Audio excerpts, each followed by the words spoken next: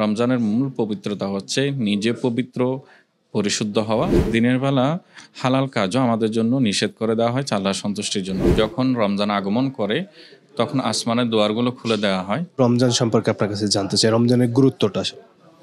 ধন্যবাদ। মাহে রমজানুল মোবারক রহমত, বরকত, মাগফিরাত ও নাজাতের সওগাত নিয়ে আমাদের মাঝে শুভ আগমন করেছে। এই মাস আল্লাহকে সন্তুষ্ট করার মাস, এই মাস পাপ মার্জনা করার মাস, এই মাস পবিত্র কোরআন নাজিলের মাস, যার কারণে মুমিন বান্দা অবশ্যই আল্লাহ সুবহানাহু ওয়া তাআলার সন্তুষ্টির কার্যগুলো আদায় করবে। পবিত্র হাদিস শরীফের দিকে যদি আমরা দেখি, নবী করিম সাল্লাল্লাহু আলাইহি ওয়াসাল্লাম ইরশাদ করেছেন, ইযা জাআ রমাদানু ফুতিহাত আবওয়াবুস সামা ওয়া ফুতিহাত আবওয়াবুল জান্নাহ। নবী করিম সাল্লাল্লাহু আলাইহি ওয়াসাল্লাম ইরশাদ করেছেন, যখন রমজান আগমন করে তখন আসমানের দুয়ারগুলো খুলে দেওয়া হয়, জান্নাতের দ্বারগুলো উন্মুক্ত করে দেওয়া হয়।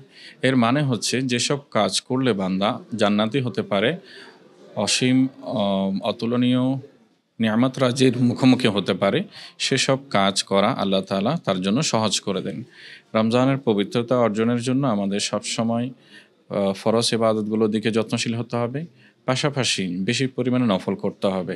কারণ হাদিস শরীফে এসেছে, যারা নফল ইবাদত করবে তখন তাদেরকে অন্যান্য মাসে ফরজ ইবাদত পালন করার সওয়াব দেওয়া হবে।